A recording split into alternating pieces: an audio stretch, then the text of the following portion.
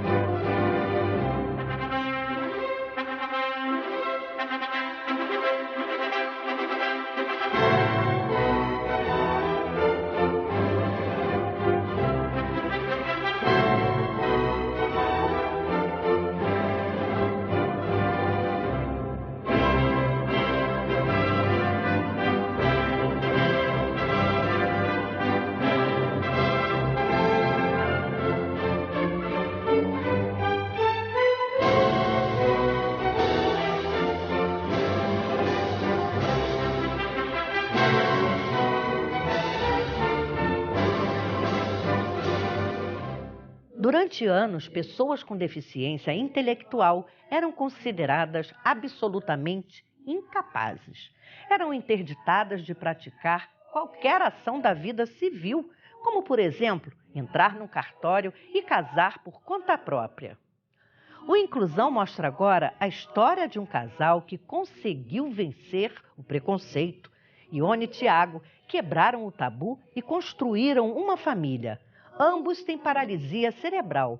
Mesmo assim, levam uma vida normal. Ione tem 28 anos e Tiago 31. O casal mora em Planaltina, no Distrito Federal. Ambos trabalham em um supermercado. Tanto Ione quanto Tiago tiveram paralisia cerebral na hora do parto. Ana Luísa, a filha de 6 anos, não tem nenhuma deficiência. Ela vive feliz ao lado dos pais.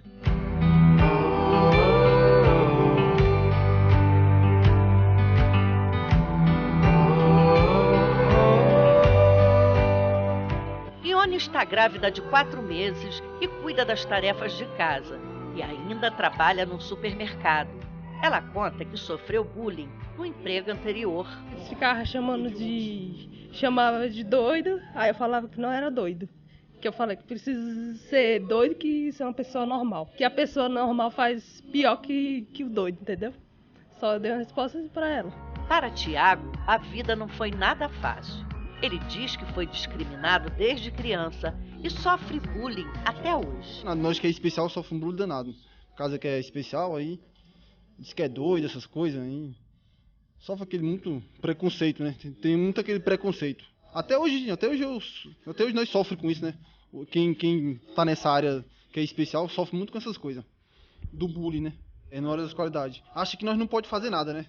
Não pode trabalhar, não pode fazer uma família, né? Fazer uma família que eu falo é ter filhos, essas coisas. Acho que nós não pode fazer essas coisas. Que hoje a maioria dos meus colegas hoje são casados, que é especial hoje. Na PAI tem um monte. Por conta do preconceito que sofreu, Tiago achava que nunca ia conseguir trabalhar e muito menos casar. Chegava a achar que ia casar não, que até a nossa pastora mesmo achou que eu nunca ia casar. Nós somos evangélicos, né? Achou que nós nunca ia casar. Ione e Tiago casaram no civil no final de 2015, mas já moravam juntos há 8 anos. Ele diz que o casamento fez muito bem para ele. Vixe, mudou muitas coisas. Fiquei mais maduro, né? Peguei mais amadurecimento de homem, né? Tomei mais responsabilidade com as coisas. Só de eu estar com ela já é tudo para mim. Para casar no cartório, ele precisou de uma autorização especial, além da autorização do juiz. Teve que ter um tipo de autorização da minha mãe. Devido a não saber escrever, essas coisas de assinar lá na hora do cartório, lá que tem que assinar a pessoa mesmo, né? Aí teve isso só.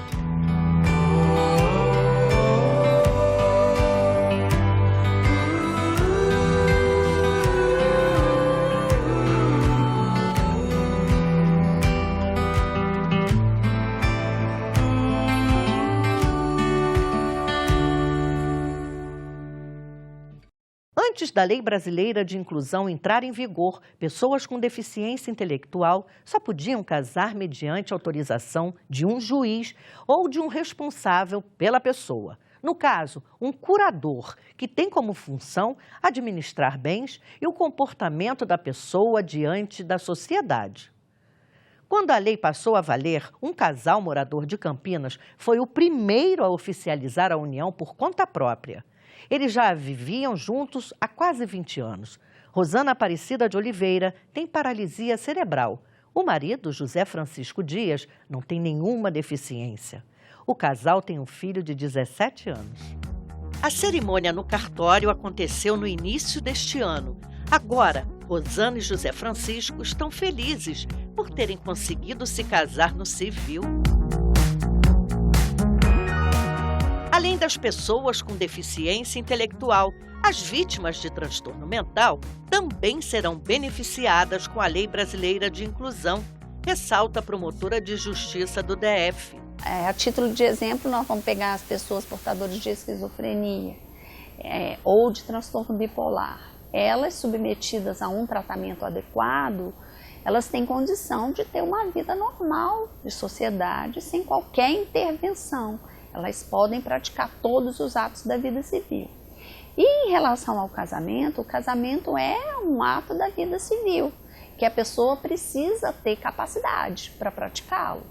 Então, antigamente, o Código Civil, antes do advento da Lei Brasileira de Inclusão, ele partia da presunção que a pessoa com alguma deficiência intelectual ou mental, ele não tinha capacidade de praticar atos da vida civil. Então, eles precisavam que fosse nomeado um curador para representá-lo nesses atos que eles não tinham condição de praticar sozinho. No caso do Alzheimer, por exemplo, a pessoa ora consegue exprimir a vontade, ora não consegue. Tem várias gradações. Então, nós temos que tratar nessas situações cada caso. Muitas vezes, no caso do autista, por exemplo, ele pode ter uma gradação mais leve ou mais acentuada. Aquela pessoa que tem uma gradação mais leve, ele vai poder se casar, ele vai conseguir exprimir. Agora, aquele que é mais acentuado, o autismo, ele não vai conseguir exprimir à vontade. Um vídeo publicado no Facebook no ano passado sensibilizou e surpreendeu aos que tiveram a oportunidade de assisti-lo. Trata-se de um pedido de namoro especial, feito por um adolescente ao pai de sua amada no meio da rua. Esse fato ganhou repercussão nas redes sociais. Quase 20 milhões de pessoas assistiram esse ato de coragem em nome do amor. A gravação do vídeo foi feita pela professora dos dois apaixonados na porta da escola. Ambos têm síndrome de Down. Pego de surpresa, Ricardo Martins, o pai de Rebeca, ficou emocionado com a seriedade e entusiasmo de Bruno ao pedir consentimento para namorar sua filha. Pode me casar com a não, mas você não é namorar primeiro? Mas primeiro você tem que namorar, tem que conhecer. Eu sei que eu vou ouvir a calquinha. Se você namorar e ela achar que tem que casar com você, eu permito. Mas ela falou pra mim, porque a Caís, ela quer sim. não foi tudo dela, que feliz comigo. E o que você disse pra ele que você não é o quê? E eu não sou capageste, eu não sou não. Eu só quero pedir a sua mão e deixe eu comigo. Você sabe que eu sou. Eu sou romântico e eu sou o cara aqui, ó. Eu não sou o cara que fica fora, mas eu sou um cara bacana. E, ó, Trabalhador, né? É trabalhador. E sou trabalhador. E Então, eu tô então vamos fazer um acordo. Eu fala bem, ele tem entendimento, né? Terminou o terceiro grau. Então vamos fazer o seguinte, você namora com ela. Só que a mamãe dela e eu ficar de olho no vocês. Tá, tudo bem. Então, tem que cuidar dela. E depois... Mas pode ficar de olho. Não, o tempo todo? Isso mesmo. Então vamos fazer o seguinte, deixar. Respeita ela. Respeito. Senão eu vou brigar, vou ficar bravo. Respeito, é claro. Então tá bom. Tá autorizado. Dá a mão pra ele agora. Obrigado, viu? Dá a mão. Isso. Obrigado.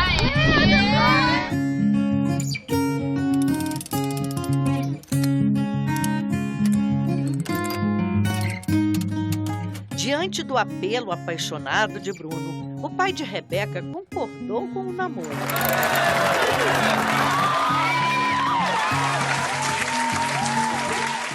Há um ano, o jovem casal leva uma vida feliz igual a tantos outros namorados. Eles saem sozinhos e se divertem muito. Cinema, restaurante, sorveteria, passeio com o cachorro são os preferidos do casal. A troca de carinho entre os dois é admirável.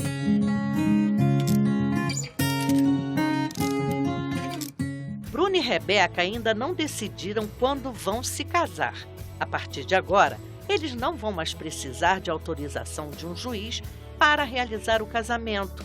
O senador Paulo Paim, autor do projeto que resultou na Lei Brasileira de Inclusão, em vigor há um ano, explica que a partir de agora, casais com deficiência intelectual já têm plenos poderes e autonomia para oficializar a união junto ao cartório. Ora, o amor, o carinho, a paixão, a sedução, ela envolve todos nós, deficiente ou não.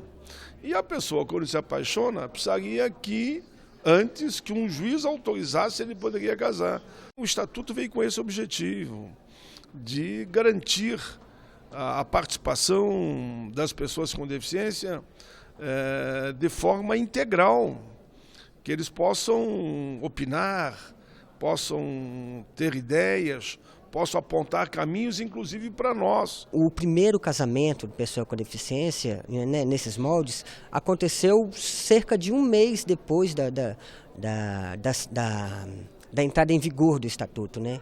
Então já começou a surtir os efeitos rapidamente, né? As pessoas já venciam essa barreira, esse longo processo que existia, e agora eles podem concretizar esse sonho, né? Antes da aplicação da Lei Brasileira de Inclusão, o casamento entre pessoas com deficiência intelectual dependia de muitos fatores. Muitas vezes uma pessoa que era interditada por ter alguma deficiência não conseguia habilitar o seu casamento e chegar à efetiva celebração do casamento.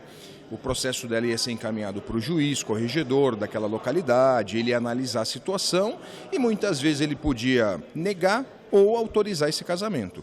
Não só o juiz, mas o Ministério Público também, porque nós estávamos falando da pessoa incapaz, de uma pessoa incapaz de gerir a sua vida.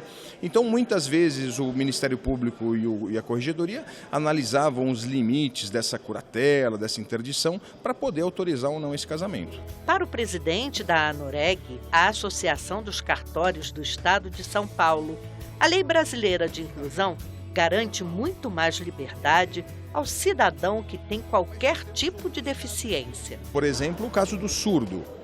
O surdo, ele tem pode ter uma deficiência auditiva, uma deficiência na fala, ele não consegue se expressar, não consegue ouvir. E aí nós temos alternativas para que ele possa se casar, como o intérprete da língua brasileira de sinais, que também é um caso de deficiência. Se ele chegar no cartório e não tiver ninguém com ele que possa, de alguma forma, exprimir vontade, se ele não conseguir escrever no papel que ele quer se casar, nós não vamos poder fazer isso. Então, essa lei também vai criar mecanismos para que essa pessoa possa ser atendida no cartório. E uma delas hoje, até com a tecnologia, é colocar em prática meios do diálogo através não sei se tem o diálogo, né? Meios de videoconferência para intérprete da língua brasileira de sinais, para que essa pessoa possa, se ela conseguir se expressar por essa língua, ela possa concluir aí o seu casamento. A promotora de justiça da 5ª Vara Civil de Família do Distrito Federal, Aymara Borges, ressalta que a Lei Brasileira de Inclusão trouxe grande avanço no campo da legislação para as pessoas com deficiência. Ela explica como era o casamento antes da LBI entrar em vigor. Uma pessoa que tivesse uma deficiência intelectual de natureza leve, a família teria que propor uma ação de interdição. E ao final, depois que o juiz fizesse o laudo psiquiátrico, dizendo qual o nível de entendimento da pessoa e se ela teria condição de praticar atos da vida civil, seria ele relativamente capaz. Então, ele, como relativamente capaz, ele teria que ser assistido, teria que ter autorização judicial para a celebração do matrimônio, com o consentimento da família também, estando de acordo. E alguns juízes mais conservadores entendiam que era impossível a pessoa com algum tipo de deficiência, ainda que seja leve, manifestar livremente a sua vontade.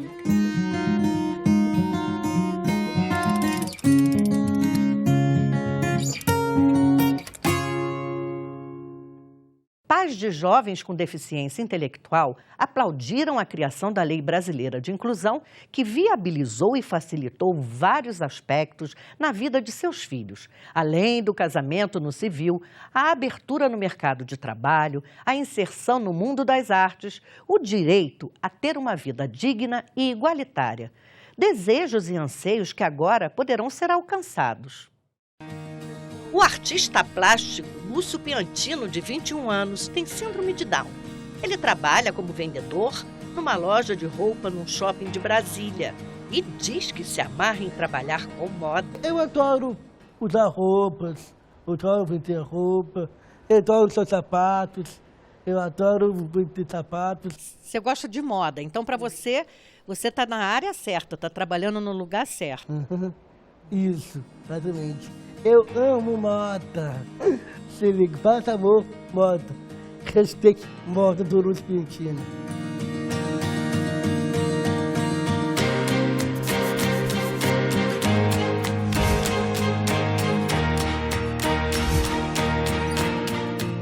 Ele é muito comunicativo, então ele sendo comunicativo, eu acho que a profissão de vendedor é uma profissão que encaixa muito com a personalidade dele. Ele está gostando, as pessoas estão gostando, os outros vendedores gostam muito dele, a dona da loja gosta muito dele. Lúcio tem vários talentos. Como artista plástico, já expôs seus quadros 2 vezes na Itália. Ele soube da minha vida, sobre do meu trabalho, e eu vejo workshop, uma aula de pintura para pessoas com deficiências. Ah, entendi. E você gostou dessa experiência? Sim, gostei muito, adorei. Para mim, eu gosto muito de mangiare. E eu sei falar isso em italiano. Lurdinha, a mãe de Lúcio, também é artista plástica. Ela conta quando e como a arte surgiu na vida do filho. Lúcio começou a pintar aos 12 anos e quando ele fez 13 anos, ele fez a primeira exposição individual dele. Ele está com 21, então ele tem 8 anos de profissão já. E fez várias exposições individuais aqui em Brasília e em alguns outros estados também. E já fez 2 exposições na Itália, uma em Perugia, num museu importante da cidade, e outra em Roma, que acabou agora esse mês. Como é que a arte dele atravessou o mundo, saiu do Brasil para parar na Europa? Pois é, o Lúcio acabou sendo conhecido por muitas pessoas e ele começou com uma galeria virtual nos Estados Unidos, que começou a vender os quadros dele, as impressões dos quadros, né, as reproduções. E a gente tem um box na Feira da Torre. E esse diretor desse museu da Itália, de Perugia, estava visitando a feira e conheceu o trabalho do Lúcio e ficou encantadíssimo com o trabalho. Falou, eu quero levar esse menino para fazer uma exposição lá. E aí a gente começou a articular e ele foi. E aí os quadros dele continuaram lá e eles vão fazer um tour pela Itália.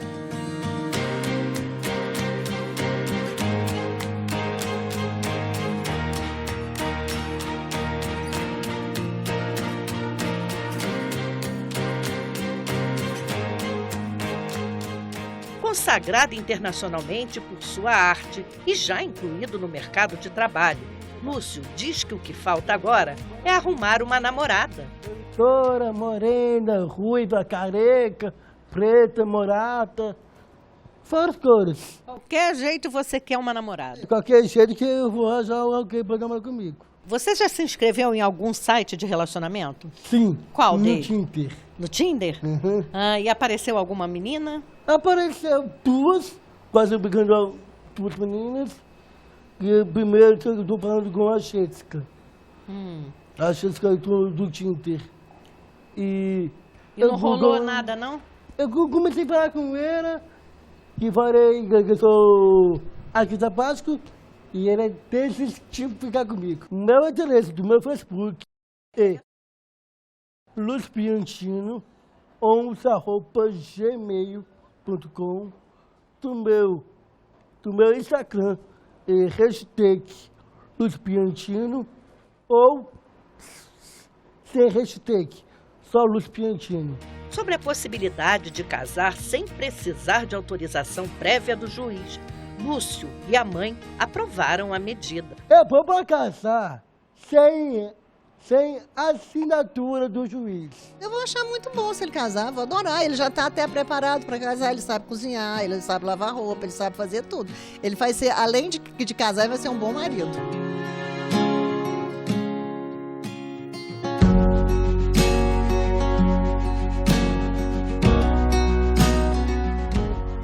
Elvia Rodrigues é uma das fundadoras da associação Clube das Mães em Movimento, criado especialmente para defender os direitos da pessoa com deficiência.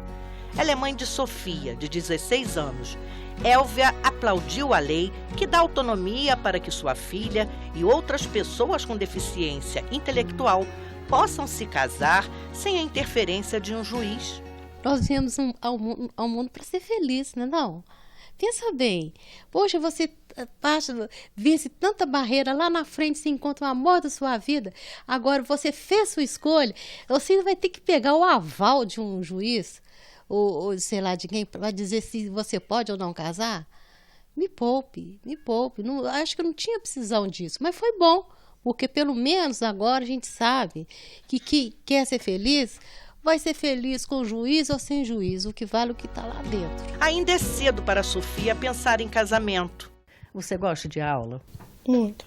O que você gosta de fazer no dia a dia? Então, eu gosto de brincar, correr, usar a bicicleta, dança. Você gosta muito de dançar, que a sua mãe falou, né? É. Você já tem namorado? Tenho. É? Como é que é o nome dele? O Iago. É que eu gosto, né, em casa. Você gosta dele? Gosto. Ela já está apaixonadinha, mas não é uma pessoa que estuda esse ano na escola dela. Mas eu acho uma gracinha, porque esse rapaz sabe que ela gosta dele, ele não tem deficiência nenhuma, mas trata a Sofia com o maior respeito. Ao encerrar a entrevista, Sofia se despede da equipe com carinho. Obrigada, pessoal.